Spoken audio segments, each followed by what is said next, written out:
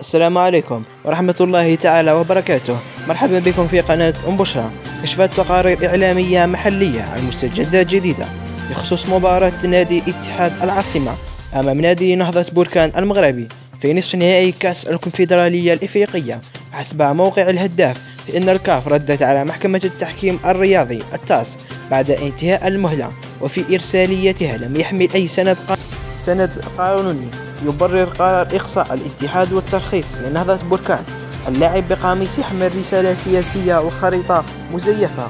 وأضاف ذات المصدر أن الجامعة المغربية لكرة القدم لم تجد سبيلا في ردها على مراسلة التاس سوى إعفائها من القضية، وبأن فريقها نهضة بركان قد تأهل للمباراة النهائية، كما أن هذه الردود ستدعم أكثر حظوظ نادي اتحاد العاصمة في قضيته التي سيرفعها ضد الكاف على مستوى التاس حين يطالب بحقيته في تنشيط نهائي كأس الكونفدرالية الإفريقية.